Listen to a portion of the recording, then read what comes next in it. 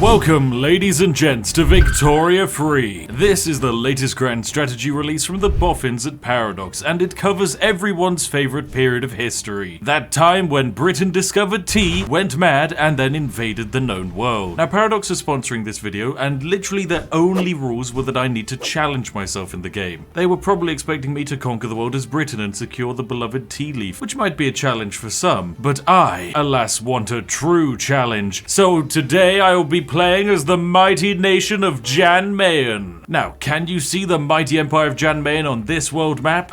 No, that's a trick question because of course you bloody can't. Jan Mayen is a releasable microstate located off the coast of Norway. In the real world, the island has a peak population of 35 people, and the average temperature is 0.5 degrees Celsius, otherwise known as 32 degrees freedom units. Now, my goal today is to take the objectively worst starting location of a tiny frozen rock and turn it into a giga economy of opulence, wealth, and tea drinking. So can one professional exploiter take this tiny survival island into the Industrial Revolution? Well, grab a nice warm cup of tea and let's find out. Welcome to Svalbard, ladies and gents. Now, we start off the game as a bankrupt barren backwater which has absolutely terrible GDP. We do start with what I can only describe as 5,000 hostages, considering that the average population of this island is close to 50 normal people. But hey, 5,000 resting hostages is a good number. Now, we do begin with £2,700 worth of GDP. That is all we produce. This puts us as the 313th largest economy in the known world. This is terrible, and we need to do our best to fix it. Now, Jan Mayen is kind of in the middle of nowhere. It is detached from everything, but it does have a few distinct advantages. Number one, we can build good shipyards. Number two, we're good at whaling. And number three, we're good at fishing. There's just a few issues. There is no space on this island for a whaling station, so that's completely useless. And there's only one space for a fishing station, which is also kind of completely useless. We only have 2 bits of arable land that can be used for livestock, which, as you can imagine, will hardly produce enough food. The current economy of Svalbard is able to produce, ladies and gentlemen, an absolutely astronomical nothing. There is not enough production in this entire island to produce anything. No one is making any money, and the standard of living is terrible. Oh, actually, sorry, the GDP has just corrected itself. It is £680. This is by far, I think, the worst GDP in the entire world. Oh my goodness, that's fantastic. However, we have a few advantages. Number one, we have a super cute bear on our flag. And number two, our literacy rate is really high. Now, to be fair, it is only this high because our population is so small, but still, that is a good statistic, and it means that we can research at incredible speeds. Anyway, we need to get our economy up and running. However, we run into an issue, and that is that the entire market of Jan Mayen produces nothing and it consumes nothing, basically meaning that the economy doesn't exist. Now, this game is effectively the Industrial Revolution version of Factorio. The game is very simple. In order to improve our quality of life and our economy, we want to produce as many goods as possible, as efficiently as possible, and that is how we maximize our GDP. The biggest issue, however, is that our population is so small and our economy so tiny that we produce nothing and we consume nothing, meaning the entire economy is dead. So,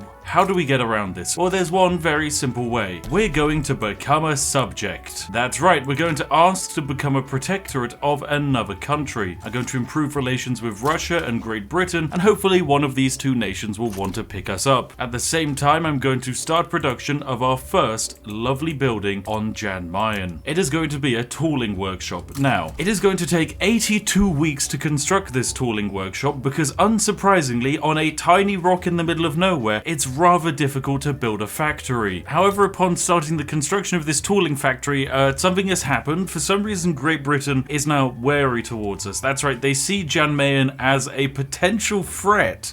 What? England, with a population of 26 million and a GDP of 54 million, with the largest empire in the entire known world and consequently the largest army imaginable, for some reason believes that Jan Mayen is a potential threat, and so they might need to seek out alliances to protect themselves from a rock in the middle of the ocean. I mean, fair dues. Maybe they know something I don't know, but yeah, our GDP is absolutely tiny. It's at £700. There we go. We've achieved achieved a GDP per capita of 0.14. Wow, that's 14 pence per GDP. And there we have it, fantastic. Our lovely tooling workshops have been built in Jan Mayen. Now, this is going to do a few fantastic things. Number one, the entirety of everyone working in subsistence pastures will now switch over to the tooling factory because, well, the tooling factory pays better. At the same time, we're now going to start consuming wood and producing tools. However, there is no need for tools on Jan Mayen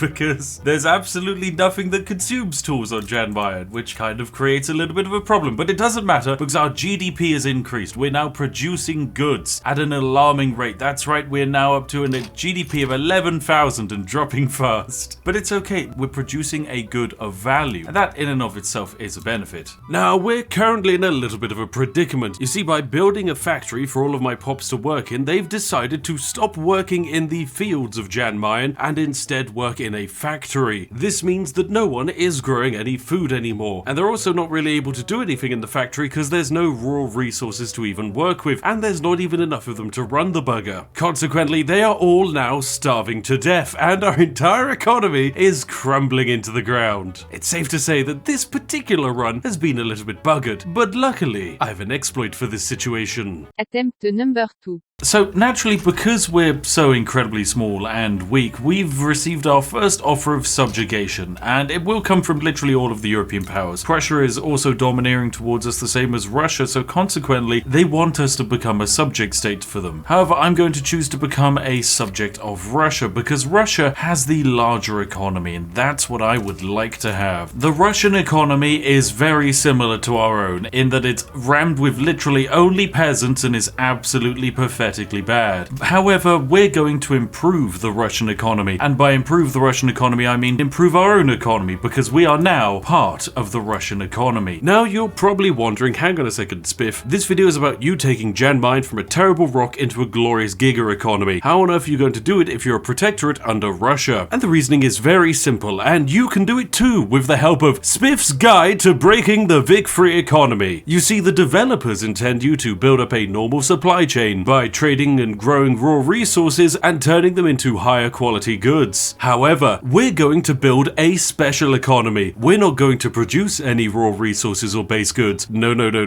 We're only going to make the late game valuable goods. And that's why we joined the Russian market. Any large market will do, but the Russian market is perfect. They have an endless supply of wood, coal, iron, you name it, they've got it. And what they don't have is clothes to wear, or chairs to sit on, or even tools to use. These are all things that the mighty and intelligent population of Jan Mayen can make. So that's exactly what we're going to do. We're going to get the stupidly cheap raw resources of Russia, use them to make higher quality goods, and then sell them back to Russia at an exceedingly premium price. It's perfectly balanced. We're effectively becoming a glorious little parasite. Now, first things first, we need to actually build ourselves a port, because currently we can't access the Russian market, as that would be impossible. It's over here. We can't trade with them, but it's fine. We don't need to just yet. We'll build up that port, then we'll have access to the Russian market, and then all will be good. Anyway, our ports are almost constructed, and when they are constructed, we'll hopefully start seeing the first population growth in Jan Mayen, because people will want to move here and work here, because look, the standard of living isn't terrible. Right, there we go, port is built, and population, look at it, it's rising! It's rising, the standard of living is collapsing, but it doesn't matter. The population is rising, yes, let's go. GDP is down, oh god, the GDP! No, GDP, please GDP. Oh, bless. Right, textile mills. Let's get them done. 3 weeks, 2 weeks, and we're bam, away we go. Now, textile mills are very simple. In their base form, they consume fabric and produce clothes. However, we don't want a regular boring textile mill. Boring normal textile mills don't do anything. They're not very efficient. So we're going to improve the efficiency of these textile mills. Step 1, build dye workshops. This means we now produce more clothes. However, we now also consume dye, but that's fine. The Russian economy will provide it. At the same time, we're going to now consume silk and produce luxury clothes, as luxury clothes are in very high demand for the Russian economy. So wabam, let's get this job up and running. Right, textile mill, away we go. Wabam, fantastic, lovely. We're starting to produce clothes, which will in turn be sold on the Russian market for glorious profit. Luxury clothes are very, very expensive because the Russian market craves luxury clothes. There are 68 buy orders for luxury clothes and only 27 7 sell orders, 2 of which are ours. So consequently, we make lots of money off of it. However, the money we make off of it is limited by one critical factor, and that is the fact that we actually have a penalty to production of 50% because we can't provide enough silk or dyes. We're going to get around this by placing in a trade import order. That's right, we're going to import lovely silks from the Qing Chinese market and import wonderful dyes from the Bolivian market. Heck yeah, let's go Bolivia. Oh, I love Bolivia. Right, straight in we go. We're going to import them, and that will crash the cost of our imported goods, meaning that the profit margin has just massively improved for our textile factories. Well, bam, here we go. This is the #1 most productive textile mill in the world in terms of how expensive it is to run and how much money it makes. This is fantastic. And now the workers will start flooding into Jan Mayen as the greatest textile mill in the world is opening its doors for new workers. With it, our GDP is skyrocketing. There we go. We've gone from 0 to 30,000. This is glorious. Right, we are making a decent amount of money. I will continue to subsidize this just so that we can hopefully encourage more workers to arrive, but eventually this lovely textile mill will pay for itself. At the same time, we need to sort out the government. The government is currently run by our king, Count Olav. Now, Olav isn't exactly that great. He's a bigoted diplomat, so we're going to get rid of him eventually and switch from being a monarchy to instead being, I don't know, a republic probably. And in order to do that, we're going to get rid of the agrarian party because they're mostly comprised of peasant farmers, and instead bring in the money makers. So the intelligentsia and the trade unions, you're in. Welcome to the party, friends. Anyway, this textile mill is doing great, but we just need more and more workers, which is something that will only come with time. People are moving in as our migration appeal is incredibly high. Just last week alone, 58 immigrants from southern Finland, West Karelia and East Karelia all moved into the glorious affluent land of Jan Mayen. Oh, fantastic. We've achieved the road to progress, which basically means that our entire economy has moved away from the agrarian lifestyle. As you can see, literally no one is employed in a farm and instead become entirely industrial. For that reason, we're going to say that we're going to support the industrialists and push our population to more of an industrial mindset. Now, the economy of Jan Mayen is fantastic. Would you look at that? Our GDP per capita is £6. This is basically because the entire population of the country is employed, and their average wage is like £10, which is really good, okay? Welcome back, ladies and gents. The economy is doing really good. The population of Jan Mayen has grown from, of course, the starting 5,000 now to 63,000, which is very good indeed. The GDP is up to almost 1 million, making us the 89th largest economy in the known world, and we've started construction on a glorious furniture manufactory. Meanwhile, our textile mills are producing absolutely absurd quantities of revenue, which is truly wonderful indeed. Our tool workshops haven't quite been as effective as one would like, but it's fine. Eventually we'll get some use out of them, and they are contributing to our economy, so it is fine. Simply the fact that we have open jobs is going to be encouraging people to move to Jan Mayen, and that in and of itself is helping the economy grow. Now, I am going to start researching socialism because my hope is that I can kickstart the communist revolution right here on Jan Mayen, and that will in some way, shape or form assist us. I mean, we're going to discover how eventually, and it should be a good laugh. Right, lovely. Our furniture manufactory is built, and already the profit margins on it are beautiful. I'm going to immediately yeet in the water tube boiler. This means we'll use more tools, but we need less workers to operate at maximum efficiency, which will in turn save us on having to employ more and more people. Fantastic stuff indeed. And here we have it, ladies and gentlemen. Our economy is now up to 1.3 million GDP. This is fantastic. Oh my goodness, these furniture manufactories are just obscene. They are making silly quantities of money, and Russia has stopped damaging our mutual relations. Oh no. Oh no. Okay, right, we need to fix this. So if you're wondering why on earth would Russia want to damage their relation with us, it's because they don't want us to be just a little puppet anymore. They want to turn us from being a protectorate into probably like a vassal state, or maybe just invade us to conquer our lands. So we need to keep as friendly and as neutral with Russia as possible, as that way they cannot go to war with us. Okay, so we're going to be good friends with our big daddy Russia, whose economy we're leeching off of and peasants we're hijacking, so that our glorious giga-state can grow. I mean, their population has effectively gone down because, well, it's gone down by 150,000. Well, 140,000 of them decided to move to an island in the middle of nowhere. Well, we've now hit the max of our infrastructure. It is not going to get any higher than this, so we're going to need to start improving our infrastructure, which will in turn create a problem. We can get 5 more infrastructure by switching over to becoming a cargo port. This allows us to employ people in our own port, gives us more convoys so we can import goods, goods. However, it does cost the government money to actually run the bastard. But hey, we now have some more infrastructure to work with, and that gives us some more wiggle room. And we've just unlocked socialism. Yes, this means we can now have the Communist Party. Oh, this is wonderful. And oh, the Communist Manifesto. Oh, the increasing wealth disparity among our society has become an injurious and clear scythe's edge. Oh my goodness, the Communist Manifesto has been created. This is fantastic for one key reason, ladies and gentlemen. We can unite ourselves indeed and be free of our chains, and there's a 95% chance that Karl Marx himself will appear in Jan Mayen. Please be so, please be so. Come on, Karl. He's here, ladies and gentlemen. Oh my goodness. Karl Heinrich Marx is the leader of trade unions right here on an island in the middle of nowhere. Oh, I love you. Well, beans, it appears Russia has declared war on us, and so naturally I think that means it's time for Spiff's Guide to Surviving a War Against Russia. Now, Russia is a big country. They have a big military, and we don't have anything. We are a rock with hardly enough people around to even conscript a single battalion. So how are we going to survive the war? Well, quite simply, we're going to do nothing. For you see, when Russia goes to war, they bugger their economy. By conscripting a huge amount of their population, their costs go up, goods become more expensive, and people get unemployed. That makes their population more angry, more grumpy, and more likely to revolt. The more discontent Russia's population is, the less war support they have. And because my population is so content and so wealthy, they don't care that we're at war. Russia's population, however, is a bunch of angry peasants that don't understand why the military high command has decided to draft 300,000 people to invade a rock. So all we have to do is simply sit and wait for Russia to give up. Oh, and would you look at that? That's exactly what they've just done. Perfectly balanced warfare. Now, our population has absolutely crashed into a death spiral.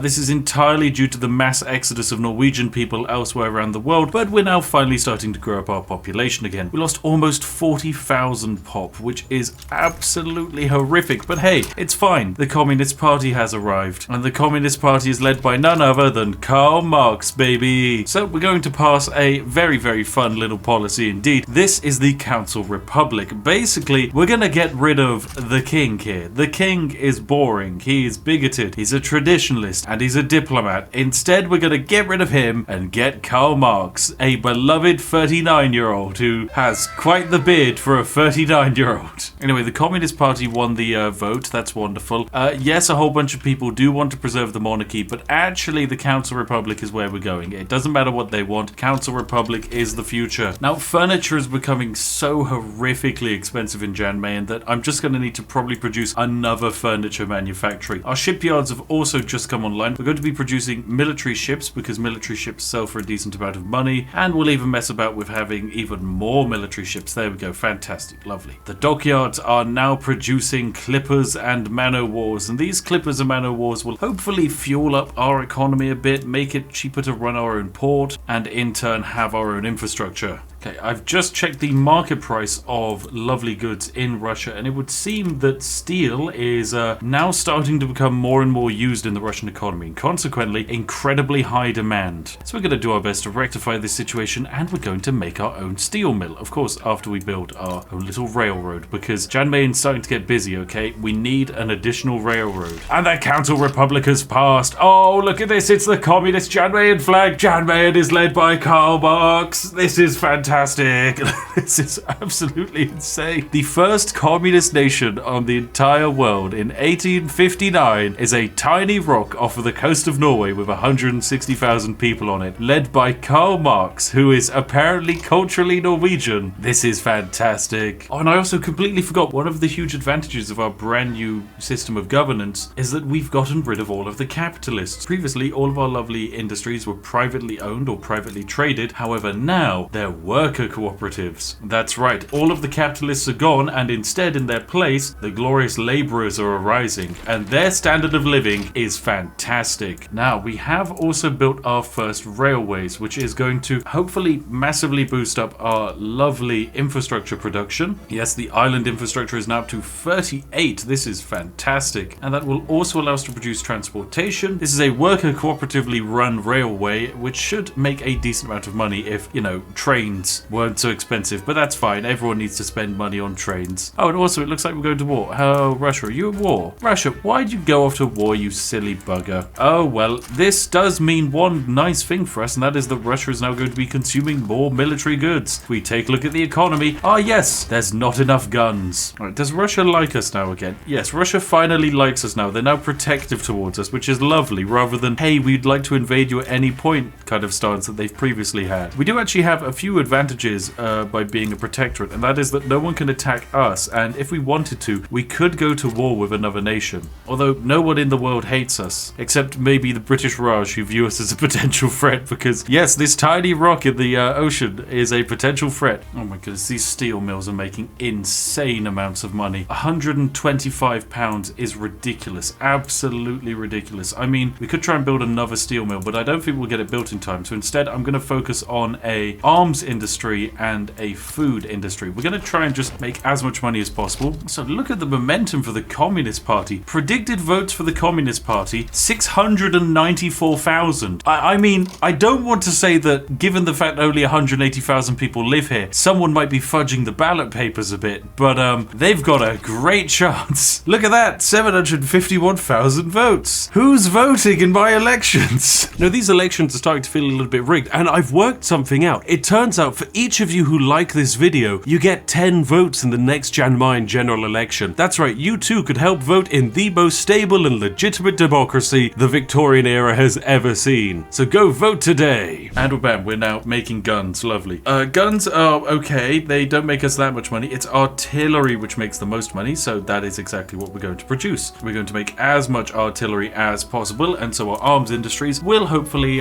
bankroll the Russian military towards greatness. I'm also going to do a little bit of market shenanigans, you see, ladies and gents, because I am producing guns and cannons, and for some reason Russia doesn't need many guns and cannons. Well, I don't need guns and cannons either, so I'm going to artificially increase the price of guns and cannons by exporting as many as possible. So I'm going to select artillery and find someone who would like guns and cannons. Well, the Ottomans, wabam, have some guns and cannons. I don't care that you're, at odds with Russia and you regularly go to war with each other. Have my cannons. It makes their army cheaper to run, and it makes me more money, and ultimately that's all that matters. Right, I've upped the quantity we're exporting by a very large amount, so cannons have now gone up in price by about 20% or so, and that will in turn boost up our profits. Now, in the Worker Republic of Mayen, we do have a few options to get rid of the bourgeoisie. We could go for the path to vanguardism. However, instead, we're going to go for communist. Yes, that's right. We're going to go down all of the power to the councils. No anarchy. We're going straight to the councils. Although anarchy is kind of absurdly fun. You get plus 100% loyalists from standard of living increases, which basically just means as long as people in your country are doing well, they don't care what the government is doing. Anyway, all down to communism. Let's go. We've got the journal entry, Our Revolution, and 5-year plan. Our mission is to achieve a GDP of about 7 million, and I need to enact a command economy. And if completed, we get 100% loyalists from standard of living increases. Right, well that's fine. We can definitely go for a command economy. Why not? To get command economy, we need to get central planning, so that's what we're heading for. Right, another steel mill is about to be constructed, and this will lower the overall productivity of our steel mills because it should lower the cost of steel in the world, but it is going to still boost up our GDP, and that is ultimately more important for us. Now, in order to fire off the R revolution, we're going to have to kind of go absolutely insane. We're going to need level 5 education investment, level 5 health system, a level 5 social security, and a level 5 workplace safety office. To put this into perspective, our current government provides nothing close to that, but that's okay. We're just going to have to give it a go. We're going to need a huge amount of bureaucracy in order to pull this off, but we might actually be able to do it. Our bureaucrats over in the government administration aren't exactly doing a too shabby job, but we are going to generally need a stronger economy before we even attempt such a daring feat. Although in order to raise money, I could just put a tax on a consumption, like, oh no, tea. Oh dear. Well, the last time a British person put a tax on the consumption of tea, things went very very,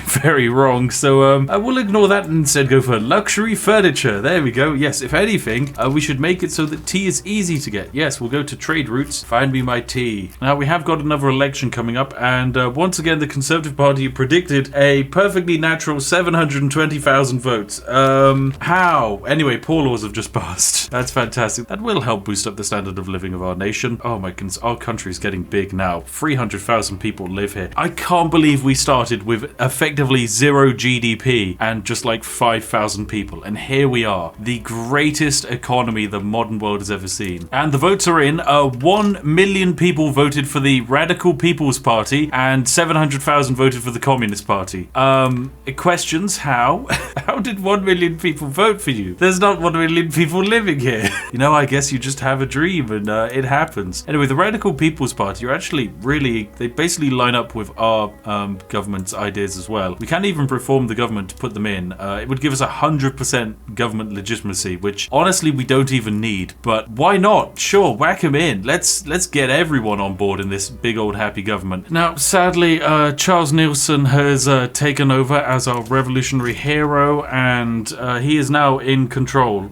Karl Marx is gone. I don't know. Maybe he's died. Maybe he's gone to Russia or Germany. Who knows? But he is no longer with us, and instead we are here with a big, bold dude who is innovative. Okay, that's actually quite good. Innovative is nice. We like innovative. It's going to help us become even more literate because we are exceedingly literate. Okay, welcome back to 1876, ladies and gentlemen. A solid 40 years into the game. Things have gone really, really, really rather well for us, and in fact, the world is starting to recognize Jan Mayen for the glorious powerhouse that it is. Even the North German Federation has decided to start, you know, improving their relations with us. They believe that we were a mistaken enemy of some variety, and so we need to be worked with. At the same time, Spain wants to protect us, and Spain has a pretty big military, so if I'm ever going to break free of Russia, then I'm probably going to need their support. Also, our economy is now up to 10 million GDP, which puts us as the 17th largest economy worldwide. Anyway, we are, of course, overhauling our economy even further. We are going to be expanding our steel industry even more just to try and get more steel into the economy. We've expanded our construction base so that our economy can grow even faster, and another general election just fired where 2 million people voted, which is impressive given the ongoing voting situation, but that's fine.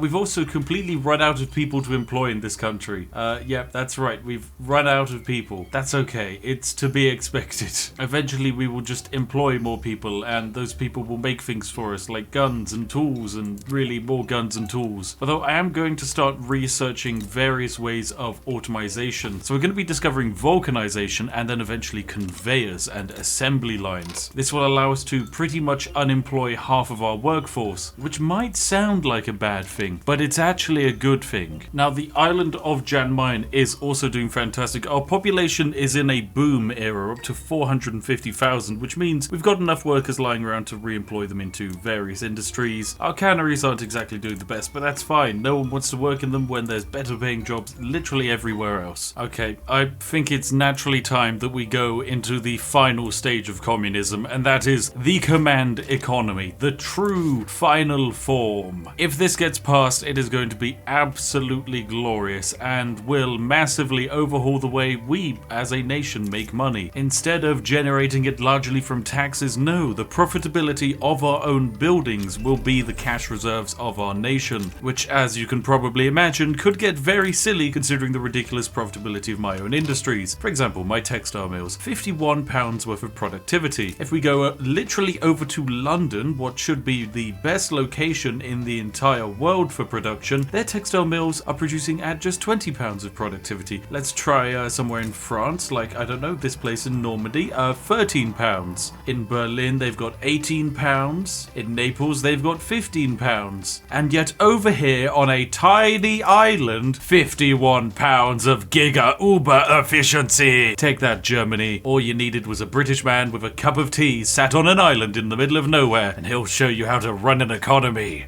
the perfectly balanced way. Also, our population is going absolutely ballistic. We're up to 600,000 people living on Jan Mayen now. This makes us the 100th largest nation of the world, which is pretty good considering I don't think you can fit 600,000 people on a rock in the ocean. We are starting to see negatives, like the fact that we are maxed out in terms of overpopulation, so minus 100% at migration attraction from overpopulation. Luckily, we can counter it with our greener grass campaign, and as long as we keep the Intelligencia happy, then everything will be okay. Yes, ladies and gentlemen, we've done it! We have managed it! Oh, we've achieved command economy. This is going to revolutionize everything. And we can go into our journal, and we've completed Karl Marx's plans, which now means that we're going to get a huge boost in terms of our loyalists when standard of living increases. But yes, now our most profitable industries we can all set to be government run. This is wonderful as it means less people are needed to run it, and we, the government, make money from it. And I, as the government, love money. It's my favorite thing. Anyway, my steel mills are now making lovely amounts of money. We can switch them to be government run if we want. 17k a month? Yes, please. Now, of course, having everything be government run can